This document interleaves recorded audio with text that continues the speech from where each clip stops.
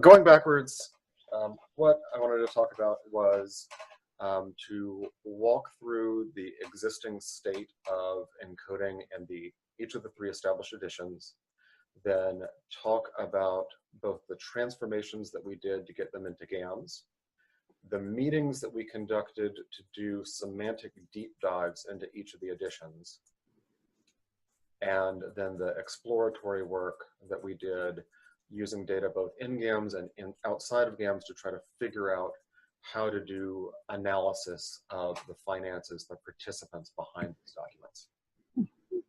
Okay, so starting with the Wheaton papers, the Wheaton papers had already been transcribed and encoded in TEI, and they had been encoded in TEI with the transactionography extensions that Catherine and Sid developed. Bookkeeping ontology. Hold on, the bookkeeping ontology, yeah, that's different. Yeah, Oh. the transactionography is kind of the TEI version that also inspired the bookkeeping ontology, Okay. right? Okay, so in the Wheaton papers, you have the documents with their entries that are transcribed as written within the text of the TEI document. And then there's this level of semantic abstraction that Catherine and her students had done to identify and correlate transactions themselves and to represent the idea of a transaction, the commodities that were exchanged, the prices, the participants in the transaction, in a separate block of the TEI file called the transactionography and the TEI header, right? So in that case, you have this the separation of the semantics of the transaction, right? This conceptual idea of a transaction in TEI, separate from the entries themselves. Okay, so in the Washington papers, the Washington financial accounts all have a Drupal database behind them.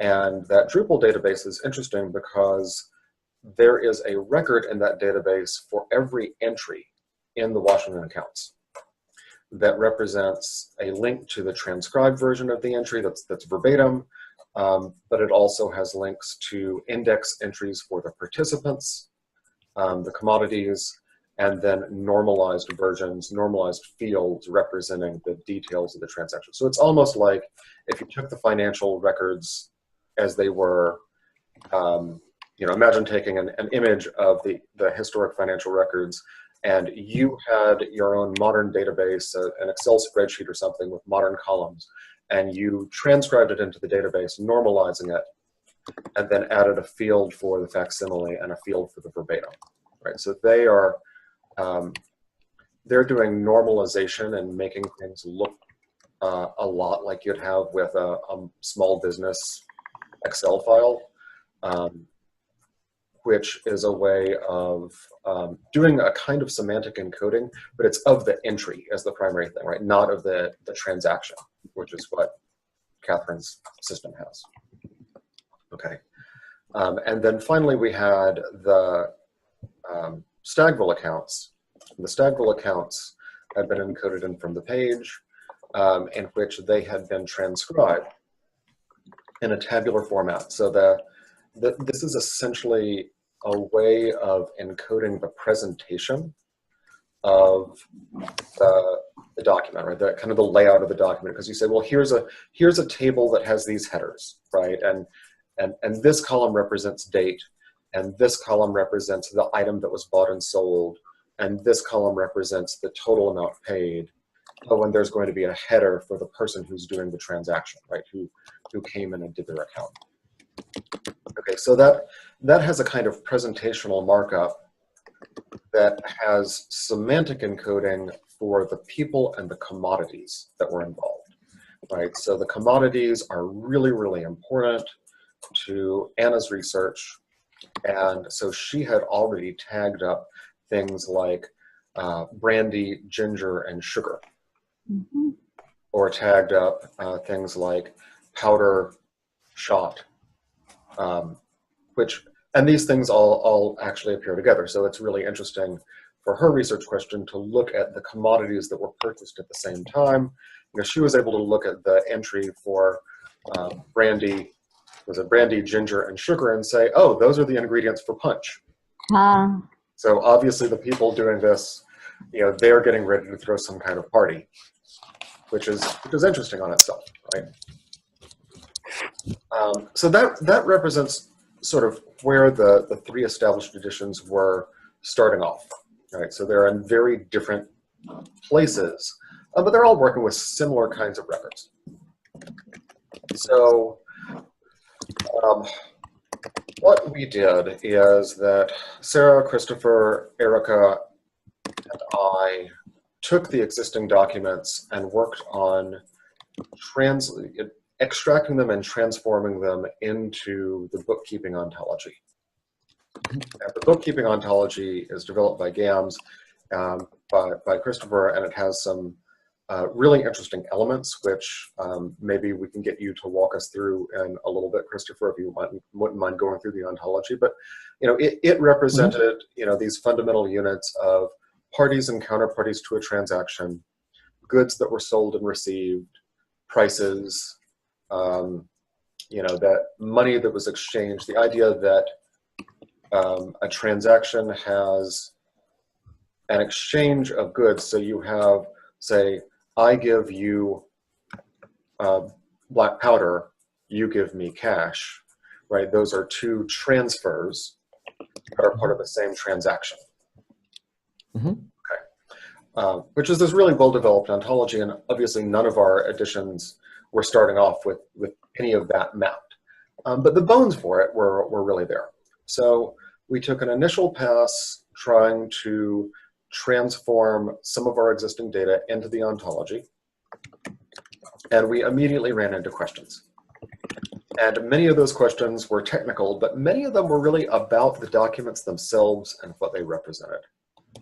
Okay, and so after the tech team had kind of stared at where these different editions were at and tried to do a little bit of programming transformation, we really said, what we need to do is understand the documents better. So we did a series of one-on-one deep dives. So one with Catherine, one with Erica, one with Anna. And I don't actually remember, I think we started with Erica because they had a lot of financial background. That was also wonderful because Erica has so much knowledge about financial records and different kinds of financial records that she was able to explain some of the things we were seeing in other editions as well.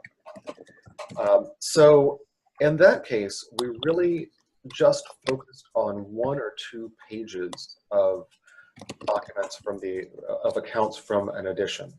And we would walk through the entries and say, what does, line by line, what does this mean? This really close reading, and we discovered some interesting things that represented gaps in encoding. They represented gaps in our mental model. Things that were sometimes useful and sometimes not. So for example, I don't remember whether it was the Stagville accounts or the Wheaton accounts, there was an initial on every page representing that the account had been audited and who it had been audited by. This must have been Stagville, if this doesn't sound familiar to you, Catherine. It was Stagwell. Yeah. And, oh, is that an important part of this account part? And what we eventually came to realize was that we couldn't demonstrate when the audits had been done. There was simply an initial on every page. We think they might have been done when the book was completed. But they were in different inks, like different, you can kind of guess that it was not exactly 1, 2, 3, 4. Yeah, they weren't contemporary with the accounts themselves. But they also contemporary with each other, even on the same page necessarily. It's hard to tell, right? Right, so you'd encounter a feature like that and you'd say, okay, what does this mean?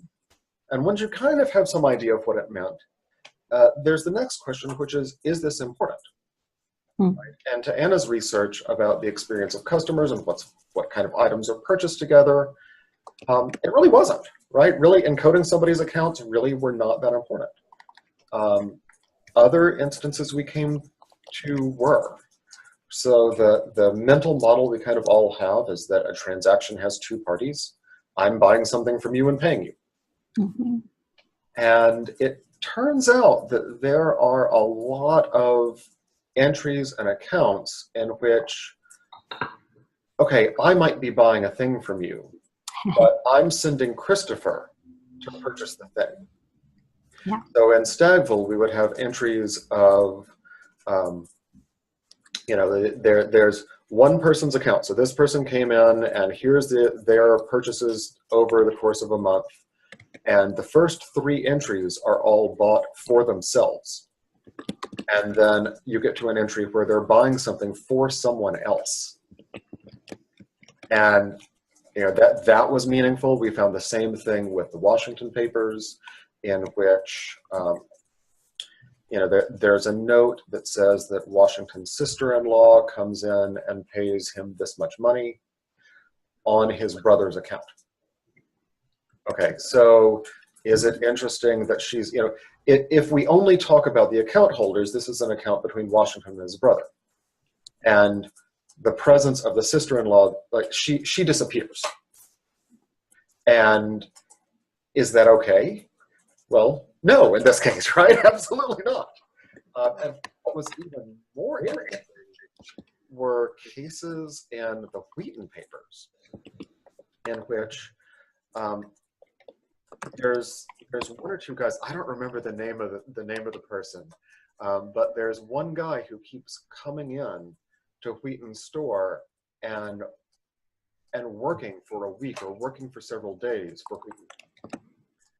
Darius Drake, I think. Darius Drake, yes. Oh, Darius Drake. Darius, that's right.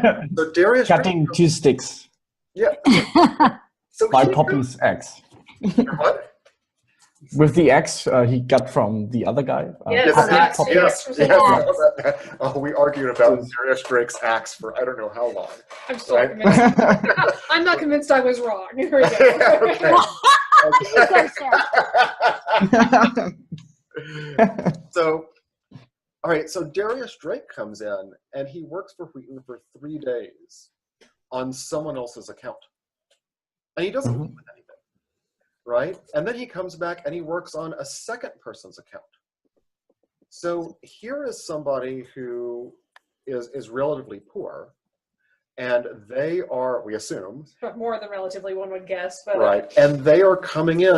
I presumably they're not just donating their labor on various other people's accounts, right? But there is this witness to some relationship in the community in which we presume Darius Drake owes people a lot of stuff, and they're using Wheaton's store almost like a bank in order to pay them back.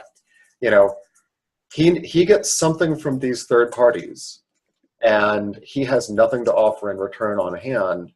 And so he goes in and works for Wheaton to pay down their account for some of them. Didn't we also see differences? We think we found some differences in the prices people were getting for a day's work. Darius Drake was only getting 6 pence or something, and there was someone else who was coming in and earning twice as much for a day's work for Wheaton. Okay. So these were really interesting questions, and we said, "Wow, okay, well, we can't lose these people in the ontology. We need to figure out how to encode them. We need to figure out how to model them." And so Christopher and Georg expanded the bookkeeping ontology with was it this? I forget what we called it. Was it an agent? We called it agent. Yeah. Being someone who's not the account holder, the purchaser or the seller, but it's one of their agents to be able to track these people doing stuff on someone else's behalf. So after we had these one-on-one deep dives, these walkthroughs, we worked again on encoding the data, right? So we took another pass at, Erica did another export. I think Christopher worked with what Catherine already had, because that had already been marked up in the bookkeeping ontology. I did a brand new TEI export from the page with some kind of crufty hand tagging of these different participants. And we got that into GAMS. All right, and then that led us to kind of the second phase of this, which was doing analysis, right? Okay, now it's in GAMS, great, now what? Well, you know, if you don't have a way to publish these accounting entries online, GAMS is great for you. But for the established editions, they already had that, right? I mean, you know, we already had these nice ways of displaying entries next to text, next to images. And everyone was doing it differently, but it all worked, right? Right. Where's the value? Where do you kind of start building on top of what we had already done, even if it was just for small examples of these bookkeeping, different bookkeeping sources? So, you know, when we were bringing the George Washington papers into this cooperative, we were bouncing ideas like what makes it compelling, right? What can we bring to the table that would convince you to come join us, right? And what we came up with was analysis and visualization, right? If you're producing an edition, a digital edition, or even a paper edition about financial data, if you can bring to the table, you better start typing because now I'm doing the talking. Yes. Sarah did all this part, obviously. Yeah. You can bring to the table ways to simplify or make faster doing this type of analysis and look for commonalities across these editions, leg up on doing the next cool thing, right? So in the case of all these editions, we started with the existing exports. So it was actually RDF in Catherine's case because we had that through the GAMS process. In the Stagville account case, we were working with a spreadsheet exported from the page. In the George Washington papers, we actually, they had a way to export a spreadsheet of search results of transactions. And we went back to those use cases that we came up with at the very beginning, and we were like, okay, you know, for each one, we're like, let's go look and see what you're trying to figure out and see if we can come up with a way to model and do some analysis to answer these questions. What we discovered is the actual questions were harder than we could do, and kind of the discovery time we had allotted. So we did very simple versions of the questions, but it still kind of got around people and around commodities. I don't know, I can do a screen share. So, I mean, okay, that's one kind of step of things. The other thing we were trying to do was evaluate some of these different technologies that you can use to do visualizations and querying and kind of this enhanced approach. And we did 3. And we kind of, each project, we used a different one just to kind of get a feel for it. So with Catherine's data, we explored a way, we put it up in a tool called data.world, which did some really basic visualizations, not very nice ones. But the advantage that had that we have also thought about bringing into GAMS was a Sparkle endpoint. So Sparkle is this kind of fancy analytics query language. It's super powerful. We think it's something that we should include in the next phase of this project, but it's not something that people without deep technical chops are going to learn. Sparkle is really hard for us. Really hard for us. We've been software engineers for 20 years. Yeah. And like Ben does databases. That's like what he's done for most of those 20 years. But Christopher's, I love Sparkle. He's like, yeah, no problem. So if you have a Christopher, you're great. If you have us, we'll get there. It'll just take us a while to learn it, to do really advanced, complicated queries of things, but you can get there, which is why we think this should be one of the things that we kind of tie into this whole ontology and GAMS and make a Sparkle endpoint part of that solution. And then the other 2 tools that we looked at were ones that are much more accessible. So one's Tableau, which you may have heard of, and Tableau Public is free as long as you're willing to have your data be open that anyone could happen to find, which is, I think, a nice advantage, and it's beautiful. I'll pull up some of our report from these projects and kind of show those pictures off in just a second. I don't think Jody was CC'd on this. We kind of kept that in the technical half of the team, but I'll show you because they're really cool. And then the third one we did was Google has what's the name of their tool? It was a data visualizer, I don't know, Google Data visualizer or something like that, which is also nice because it's also free and it's approximately equivalent to Tableau. And what we discovered through that process is, we're back to what can we bring to the table? So the vision that I'm kind of working towards with this work is if we can pull things into the ontology and into GAMs in the formats that are supported there, which fundamentally is RDF. And then Christopher did the first iteration of this today, of being able to export a spreadsheet that's in a common format, I think, right? We'll find out how well the common idea works, right? And then we could, if we all had spreadsheets in common formats, we could build reusable visualizations on top of those common formats. So if you want to ask questions, and when I start pulling up these examples, it'll be more obvious, but if you want to ask questions of, tell me about the people with who conducted transactions. We could have a set of visualizations about the people. Maybe the people over time, maybe the people who worked, who were agents of each other, or whatever are questions that we could try to make common questions. Similarly, commodities.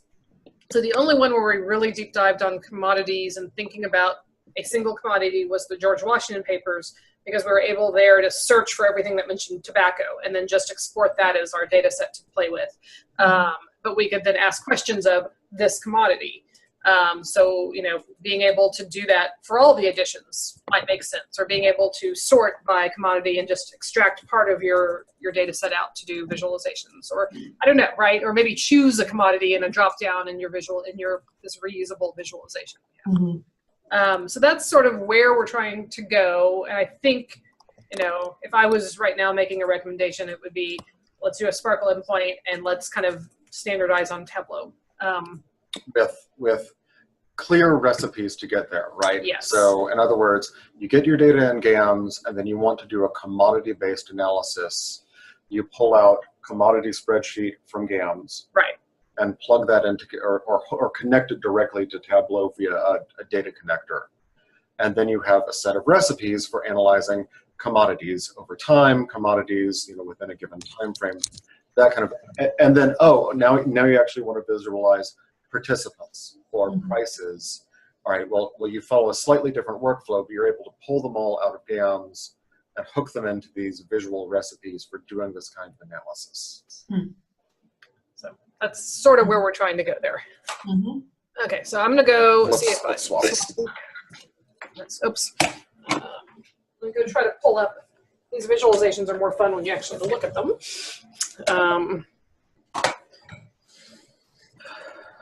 Do we have any of this up? Maybe become you, because I think it's easier to find all this stuff. Although maybe I have it starred. DEPCHA. Yeah, there's the DEPCHA folder. Working documents. I'm going to share my screen as soon as I get this up. Visualization notes. Okay. So I'm going to do a screen share, and then I'm just going to kind of talk to some of these.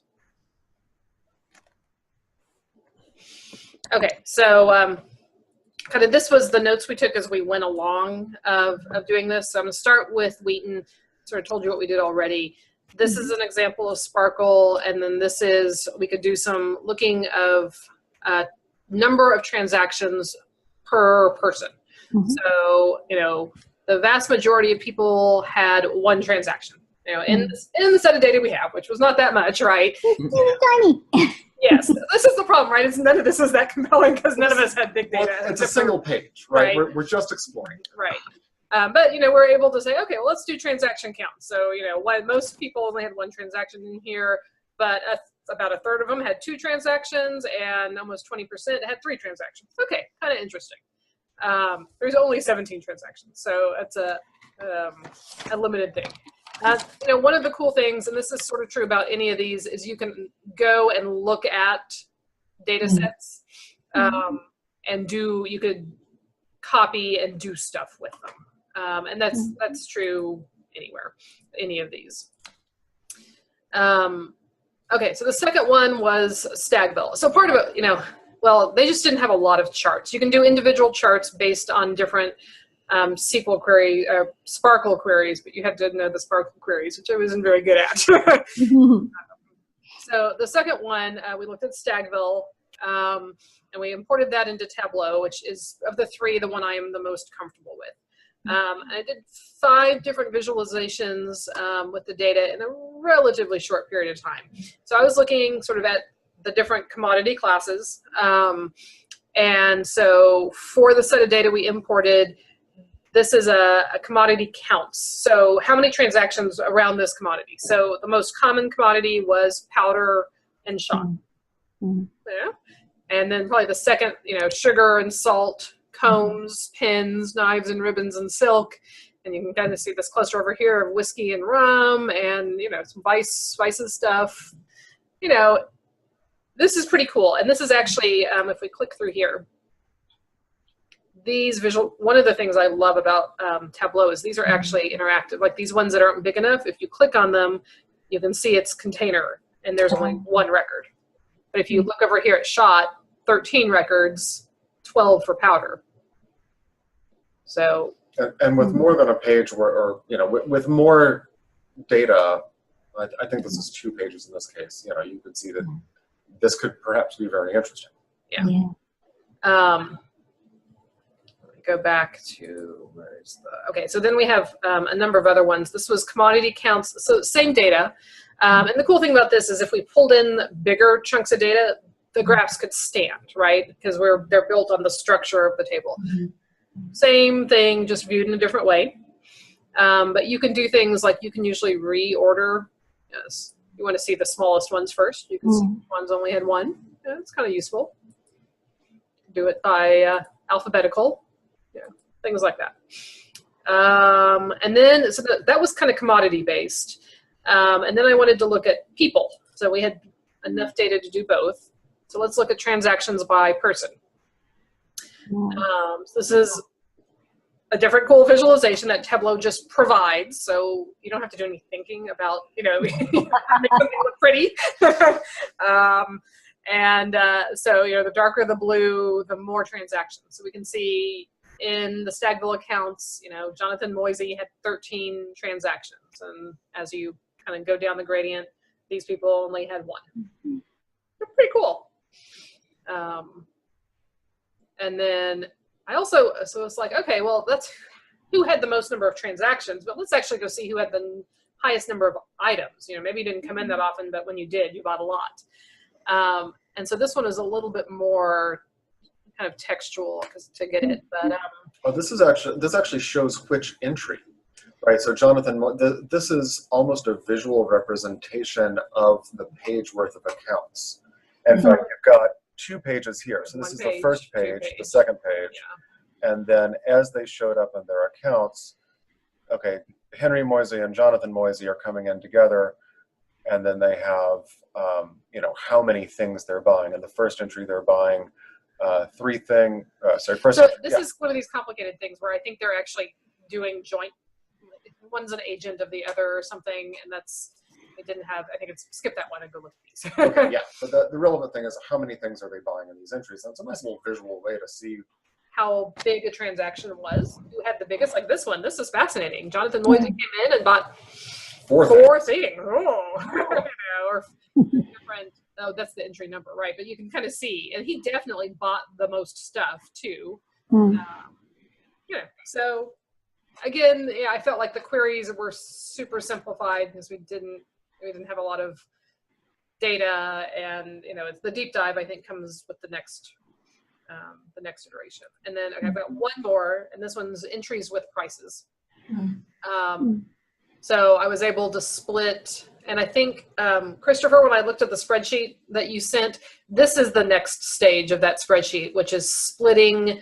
Like this is pounds, shillings, and pence. I think we have to be able to pull them into separate fields. Yeah, of course. It was just the first try. Sure. Yeah. But you can, you can see that this is the first step of doing some sums. I don't have any sums yet, but it's the first step of doing the sums. I think doing sums of pounds, shillings, and pence is not going to be easy, but there are mechanisms. There are mechanisms. People have been doing this for hundreds of years. Yeah, I know. That's the algorithm. Yes. Okay, so that's the Tableau sort of view, and these visualization notes are available to anyone who wants to kind of go poke around and play with have links for all of those in there. Okay, and then, so the third one we did was the George Washington Financial Papers, which again, we just pulled down stuff around tobacco, because tobacco and stuff. So, okay, it's called Google Data Studio, and then here is George Washington financial transactions we had with Google Data Studio. So these were the account holders that George Washington had tobacco transactions with. And I think this is a number of transactions, yeah. So others, which is kind of a big lump, right? So that's maybe not as meaningful. And you can probably set that to be more, to have a higher number of things you want to have displayed in the pie graph. But, Edward Williams had almost 10% of the transactions. So he was probably the biggest person he did tobacco transactions with. You can kind of scroll it down and see. That's actually really interesting because it looks like a near linear distribution rather than a geometric one, right? I mean, it's no one has, outside of others, no one has the majority of transactions. That's cool. It's really interesting. Lots of small people, right? This is pounds. We just looked at the pounds associated with the tobacco transaction. And this one was weird. This was like a whole, Truro Parish. I didn't understand to me a parish, at least in the Louisiana sense, is almost like a county, right? But maybe it's a church. I don't know. It's, maybe it is a church. Church wardens. Yeah. Civil parish, England, the UK still runs parishes as subdivisions of counties. Okay. It's like a township. But this transaction was with this, and it was a humongous transaction. So it was a little bit confusing. If I was doing this, I'd like drop it out because it's like an outlier. And I think we actually. Well, there's a good argument there that says, what is this? Let's find out. Go find out. Yeah, that's true, right? So it's useful that way. And then we have, largest accounts. Here's Robert Carey and Company, and they had 3,000 pounds worth, and it kind of goes down from there. And this is not linear. This is geometric, unlike the number of account holders. That's interesting. And then this, I think, is the same thing. Buy tobacco levied towards building a church. Oh, I bet you that's this. This is the person, and then this was that's still a person. I don't know. And then that's the line of the transactions. So it's kind of interesting. This is the largest. This is largest X many transactions in the data that we pulled in. So kind of see where were the big ones. I don't know what you do with that, but you can do something with it, right? We're trying to figure all that out. But yeah. So this Google Data Studio was, I think it's about as easy to use as Tableau. I don't think it's quite as pretty, but yeah, I think the same sort of data can go into it. It's pretty much, if we had a good spreadsheet, you could use it either place. I think for us to do cookbooky sort of stuff, we'll want to choose one and kind of standardize on it. I think, your biggest risk there is who's going to stay free, right? Going to keep offering a public version of their software. So Tableau does public as sort of marketing to get people to build beautiful visualizations, and then they have a private version of the same software that if you don't want to share your data, that you get to use. Right. I think that the business case for Tableau Public is that if historians do awesome things that mention George Washington, then, corporate buyers will see that and say, well, that's cool. I like George Washington. I'm going to send, this is a beautiful visualization. I'm going to buy Tableau for my internal data. That's the plan. So I think that's pretty much the end of what we're doing. The analysis. Of the piece. analysis. Yeah. And then we looked at some of the gaps, right? And I don't think I'll read that, but we have it written up there.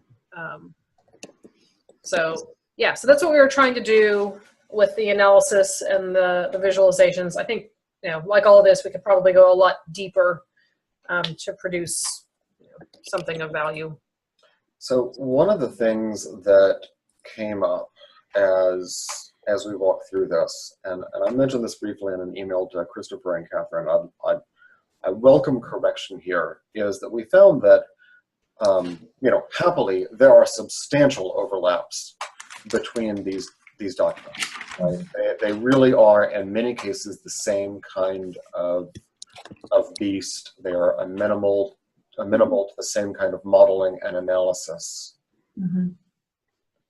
mostly. Okay, and that mostly is that we found that there are a lot of internal records of these economic entities that don't necessarily map well to the same kind of analysis. So it's one thing for Washington to have accounts with all the people he's paid for all these things, but he has things that you can consider accounts that are shipments of tobacco from one plantation to another. Stagville, no, I don't remember whether Stagville or Wheaton has, you know, all these very straightforward accounts like we've been talking about, and then towards the end there's, you know, these other tabular records that look like accounts, but they're actually sort of records of people paying out cash or something. It's like closing accounts at the end of the year is what I think is the ones you're thinking of. Right. And so I remember the Schlitz papers have quite a wide variety of different kinds of accounts. Right? And what that means is that probably what we should work with on the Schlitz papers is focusing on the kinds of accounts that represent transactions with external entities. External entities, and maybe those are employees, right? But like shipments from the bottling plant, or from a bottler to the bottling plant is going to be hard. Hard, whereas a record of, you know, that they purchased these bottles from this bottling plant, and then later they purchased other bottles from a different bottling plant, or a different bottle maker, sorry, I guess, you know, that's actually going to be easier, right? Even if those are interleaved with, you know, we bought bottles from this glassmaker, and then we bought coal from this collier or whatever, that kind of stuff is a lot more amenable to this modeling than the kind of, going backwards,